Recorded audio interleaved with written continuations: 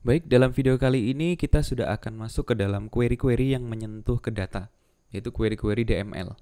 Ya, query DML seperti kita ketahui ada query insert, ada update, ada delete, dan juga ada select. Ya, insert adalah untuk memasukkan data ke dalam sebuah table. Ya, kita akan coba insert terlebih dahulu. Ya, kita akan coba memasukkan data ke dalam salah satu tabel dari keempat tabel yang sudah kita punya ini. Ya, coba kita describe dulu untuk mengetahui strukturnya.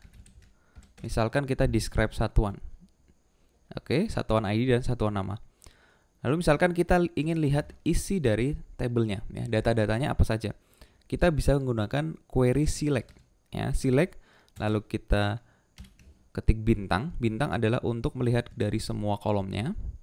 Lalu from dari tabel mana? Ya, dari tabel satuan. Oke, masih empty set ya, berarti tidak ada datanya. Oke, berarti kita akan memasukkan data ke dalam tabel satuan, yaitu dengan query insert into nama tabelnya satuan diikuti dengan values. Ya, values, lalu kita harus memprovide data dari semua kolomnya. Ya, di sini ada dua, satuan ID dan satuan nama. Satuan ID merupakan primary key yang auto increment. Ya, jika auto increment kita tidak perlu menginputkan sebuah nilai, ya, kita bisa menginputkan nilai default saja yaitu 0. Ketika kita input 0, nanti sistem akan melihat ke ID yang terakhir dan dia akan auto increment. Oke, 0. Lalu namanya, ya, misalkan di sini namanya adalah pieces, ya. Karena dia varchar, saya harus menggunakan quote seperti ini, ya. Quote untuk menutupi karakternya, ya. Oke, kalau sudah kita bisa berikan titik koma.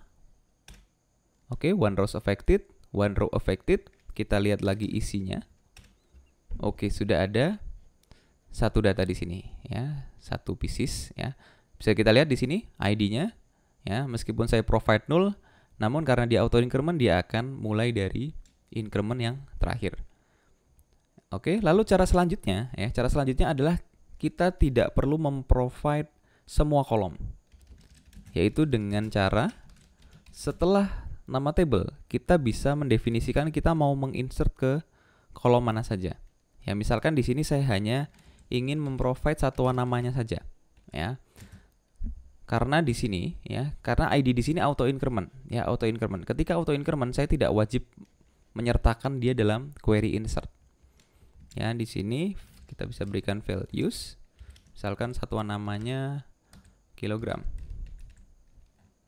Titik koma, enter.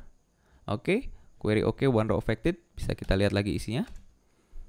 Nah, di sini sudah masuk, ya.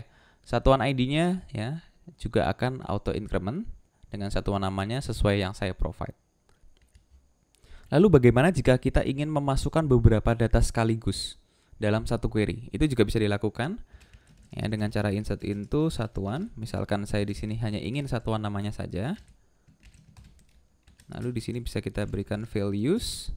Nah, di sini tinggal kita provide, misalkan di sini liter, lalu ada juga misalkan buah, ya, misalkan kita provide 2 saja. Oke.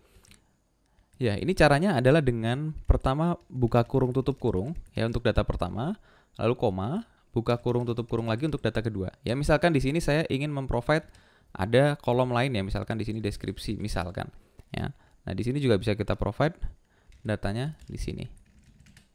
Oke, di sini juga. Namun karena di sini tidak ada, maka tidak perlu saya tambahkan. Hapus lagi. Oke, bisa kita coba lihat hasilnya. Di sini query oke, 2 rows affected. Ya, records-nya 2, duplicate-nya 0. Oke, kita lihat isinya. Sudah terdapat 4 data di sini, ya. Demikian adalah cara untuk melakukan insert ke dalam sebuah table.